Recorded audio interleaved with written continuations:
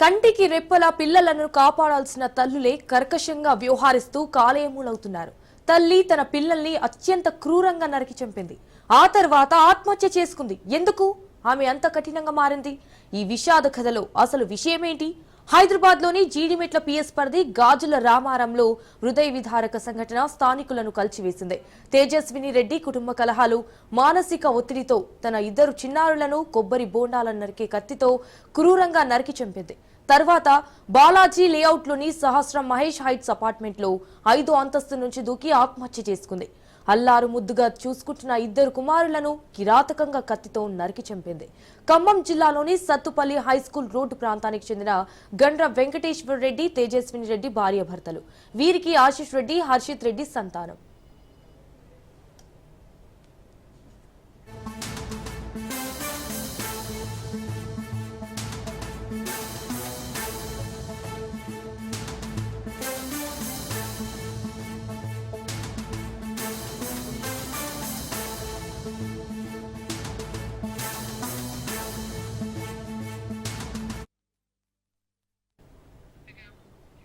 అయితే మొదటి భార్యతో విడాకులు తీసుకున్నాక తేజస్విని వెంకటేశ్వర రెడ్డి రెండో వివాహం చేసుకున్నాడు. 4 ఏళ్ల క్రితం ఈ దంపతులు హైదరాబాద్ కు వచ్చారు. గాజుల రామారంలోని బాలాజీ లేఅవుట్ లో ఉన్న సహస్ర మహేష్ హైట్స్ అపార్ట్మెంట్ లో 2వ అంతస్తులోని ఫ్లాట్ లో నివాసం ఉంటున్నారు. అయితే Venkateshwar Bonthapalli granules India limited లో క్వాలిటీ కంట్రోల్ విభాగంలో ఉద్యోగం చేస్తున్నాడు. భార్య తేజస్విని ఇంటి వద్దే ఉంటూ పిల్లలను చూసుకుంటోంది. ఆశిష్, హర్షిత్ గాజుల రామారం బాలాజీ లేఅవుట్ లోని న్యూ ఎరాది లీడ్ స్కూల్లో 2వ తరగతి, 1వ తరగతి చదువుతున్నారు.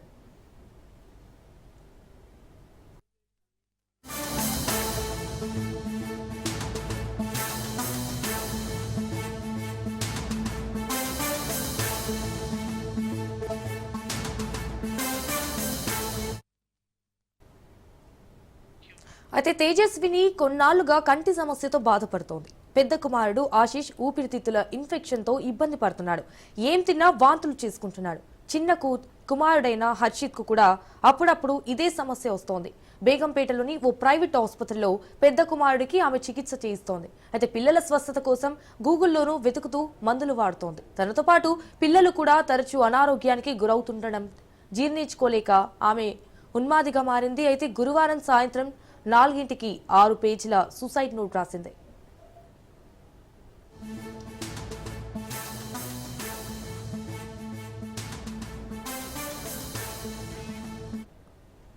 అయితే ఇంట్లోనే ఆడుకుంటున్న ఆశిష్ హర్షిత్ ను పట్టుకుని అప్పటికే బయట నుంచి తెచ్చుకున్న వేట కొడవలితో మెడ, ఇతర శరీర భాగాలపై విచక్షణారహితంగా దాడి చేసింది. ఇద్దరు పిల్లలు గాయాలతో నెత్తురోడుతున్న స్థితిలోనూ ప్రాణభయంతో వంటిల్లోకి, పడక గదిలోకి పరుగులు తీసినా వెంబడించి పట్టుకుని వేటు మీద వేటు వేసింది. ఈ ఘటనలో ఆశిష్ అక్కడికక్కడే మృతి చెందాడు. తీవ్ర గాయాలైన కొన ఊపిరితో కొట్టుమిట్టాడుతున్న హర్షిత్ ను ఆసుపత్రికి తరలిస్తుండగా మార్గ మధ్యలో మృతి చెందాడు. అయితే ఈలోపే తేజస్విని అపార్ట్మెంట్లోని 6వ అంతస్తు నుంచి కిందకు దూకింది.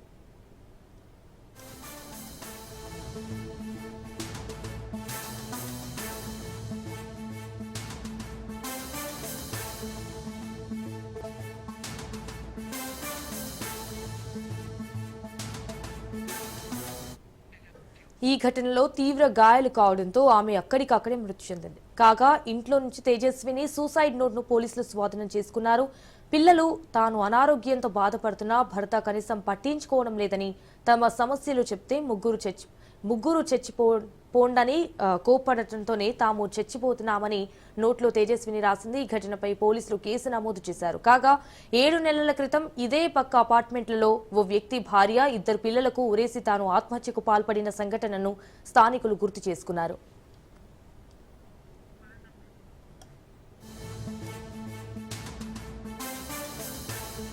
ఇక దీనిపై మరిన్ని అప్డేట్స్ మా ప్రతినిధి మహేందర్ లైవ్ లో అందిస్తారు. మహేందర్, ఇన్సిడెంట్ ఎలా జరిగింది? ఫస్ట్ ఆఫ్ ఆల్ ఇన్సిడెంట్ పైన పోలీసులు ఏమంటున్నారు?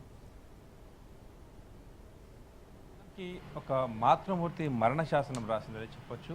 మొత్తంగా గాజుల రామంలో నిన్న ఒక హృదయ విదారకమైన ఘటన చోటు చేసుకుంది. తన 2 కుమారులను అత్యంత దారుణంగా కొబ్బరి బొండాలు నరికేటువంటి కత్తితో హత్య చేసి అనంతరం తాను కూడా ఆత్మహత్య చేసుకుని 5 అంతస్తుల భవనం నుంచి దూకి ఆత్మహత్య చేసుకున్న ఘటన కూకట్పల్లి గాజుల రామారంలో వెలుగు చూస్తుంది. మొత్తానికి ఈ మధ్య కాలంలో తరచుగా క్షణికావేశాల కోసం కావచ్చు, పక్కదారులు చూస్తూ కావచ్చు, మొత్తంగా కూడా పిల్లలను అంటే తల్లిదండ్రులు పెంపకాల్లో కావచ్చు, మొత్తానికి అయితే తల్లిదండ్రులు కనీసం పిల్లలైనా వదలొచ్చు కదా అనేటువంటి బాధతో సోషల్ మీడియాలో చూస్తూనే ఉన్నాం. ఒకటి ఈ మధ్య కాలంలోనే బీరంగూడలో వివాహేతర సంబంధం కారణంగా తన ముగ్గురు కుమారులను ముగ్గురు పిల్లలను చంపి తాను పెరుగులో విషయం కలిపి చనిపోయిన తర్వాత దాన్ని ఒక ఏదో నిర్మించిన పరిస్థితి కనిపించింది. మరి అక్కడ కూడా దాదాపు ముగ్గురిని చంపి వివాహేతర సంబంధం కారణంగా చంపింది. మరోపక్క నిన్న గాజుల రామంలో కూడా అదే ఘటన చోటు చేసుకుంది. అలాంటిదే తన పిల్లలు ఇద్దరు కూడా దాదాపు అనారోగ్య సమస్యలతో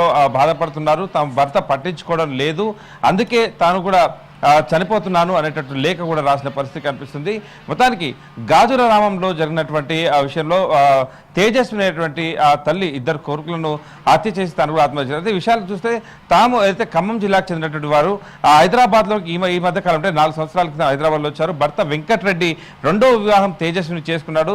కొన్నాళ్ళు వారి కాపురం సజావుగానే సాగింది. తర్వాత ఆ పిల్లలు క్రమంగా పెరుగుతున్న నేపథ్యంలో వారికి అనారోగ్య సమస్యలు అయితే పెరుగుతున్న నేపథ్యం కనిపించింది. ఇక ఈ అనారోగ్య సమస్యలతో తరచు పిల్లలు ఏడవడం, శ్వాసకోశ ఇబ్బందులకు గురవడం, ఊపిరితిత్తుల ఇన్ఫెక్షన్ రావడం, ఇలా తరచు వారికి ప్రతి 2 గంటలకు ఒకసారి సిరప్లు కానీ ఇవన్నీ కూడా వేయడం జరుగుతుంది. సో వీటన్నిటిని వేస్తున్నా కూడా పిల్లల్లో ఎలాంటి మార్పు రాకపోవడం, మరోపక్క మతి అంటే దాదాపు ఆమె మానసికంగా చాలా ఒత్తిడికి గురైనట్టుగా కూడా చెప్తున్న పరిస్థితి కనిపిస్తుంది.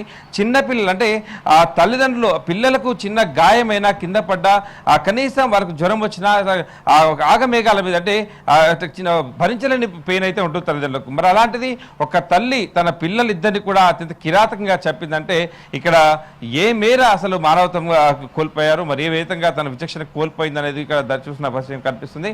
దానికి తేజస్విని తన కుమారులు ఇద్దరిని కూడా చంపి తాను బిల్డింగ్ నుంచి 5 అంతస్తుల బిల్డింగ్ నుంచి ఆత్మహత్య చేసుకున్న ఘటన అయితే గాజురామంలో చోటు చేసుకున్న పరిస్థితి కనిపిస్తుంది.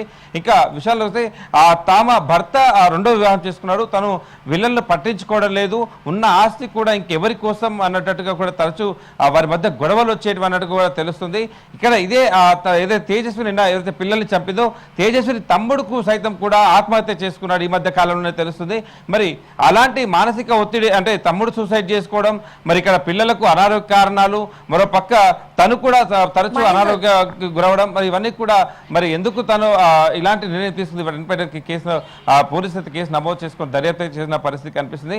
మొత్తానికి ఈ మధ్య కాలంలో చూస్తూనే ఉన్నాం, ప్రతి అంశానికి చిన్న పిల్లలను చంపి తాము ఆత్మహత్య చేసుకుంటే ఆర్థిక ఇబ్బందులకు గురైనా సరే, అక్రమ సంబంధాలు బయటపడ్డా సరే, వీటన్నిటి విషయాల్లో కూడా పిల్లలను మాత్రమే టార్గెట్ చేస్తున్న పరిస్థితి కనిపిస్తుంది.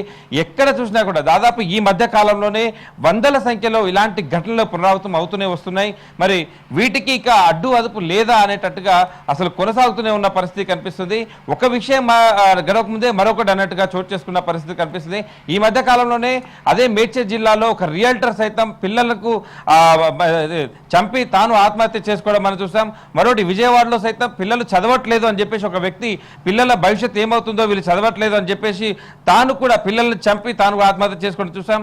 ఈ మధ్య కాలంలోనే హైదరాబాద్ అమీన్పూర్లో కూడా వివాహితర సంబంధం కారణంగా ఒక మహిళ 3 పిల్లలను చంపి ఇప్పుడు జైలుకు వెళ్ళిన పరిస్థితి కనిపిస్తుంది. అది ఘటన మరొక ముందే నేను గాజుల రామంలో పిల్లల్ని చంపి ఒక తల్లి ఆత్మహత్య చేసుకున్న పరిస్థితి కనిపిస్తుంది. సో తరచూ ఒకదాని తర్వాత ఒకటి పునరావృతం అవుతూనే ఉన్నాయి. మొత్తానికి తేజస్విని అనేటువంటి మహిళ తమ పిల్లలను అంత కిరాతకంగా ఎందుకు చంపింది, చంపిన తర్వాత దాదాపు పోలీసులకు అక్కడ 8 పేజీలకు సంబంధించినటువంటి ఒక లేఖ కనిపించింది. ఆ లేఖలో తన సమస్యలను అలాగే పిల్లల భవిష్యత్తు ఇంకా ఇలా ఉంటుందో అని చెప్పుకొచ్చే కారణాలు, తనను పిచ్చిదాన్ని అనేటట్టుగా ముద్ర వేస్తున్నారని ఆ లేఖలో కూడా రాసుకొచ్చిన పరిస్థితి కనిపిస్తుంది. ఆ ప్రాంతంలో తను అంటే ఉన్నటువంటి అపార్ట్మెంట్లో తను ఎవరితో కూడా మాట్లాడేది కాదని, తను ఒక్కతే ఏకంగా ఉండేదని, ఏకంగా ఉండడానికి ఇష్టపడేదని వారంతా ఒక అపార్ట్మెంట్ వాసులు అయితే చెప్తున్న పరిస్థితి కనిపిస్తుంది. ఈ మధ్య కాలంలో అదే అపార్ట్మెంట్ పరిధిలో ఇంకొక ఆత్మహత్య కూడా అంటే ఈ బెట్టింగ్ యాప్ సంబంధించినటువంటి ఒక వ్యక్తి కూడా తన కుటుంబ సభ్యులతో ఆత్మహత్య చేసుకున్న విషయం కూడా ఇప్పుడిప్పుడే వెలుగులోకి వస్తున్న పరిస్థితి కనిపిస్తుంది. సో ఇలా 1 కాదు 2 కాదు తరచూ ఇలాంటి ఘటనలే ప్రభావితం అవుతున్నాయి. మొత్తానికి ఈ కుత్బుల్లాపూర్ అదే జీడిమెట్ల ప్రజల్లో జరిగినటువంటి ఈ గాజుల రామంలో జన్న ఈ హత్య అలాగే ఆత్మహత్య ఈ రెండు విషయాలపై అయితే పోలీసులు దర్యాప్తు చేస్తున్నారు. తన రూమ్ లో దొరికినటువంటి 8 పేజీల లేఖ ఆధారంగా దర్యాప్తు కొనసాగుతుంది. మరి వెంకటరెడ్డి అనేటువంటి వ్యక్తి ఏది తేజస్విని పిల్లల తండ్రి తనను కూడా పోలీసులు విచారిస్తున్న పరిస్థితి కనిపిస్తుంది. నిజంగా తనను మానసికంగా వేధించారా, మరి తాను ఎందుకు తనను విచ్చిదాన్ని చేశారు అనేటువంటి ఆ పదం అక్కడ లేఖలో ఎందుకు రాయాల్సి వచ్చింది.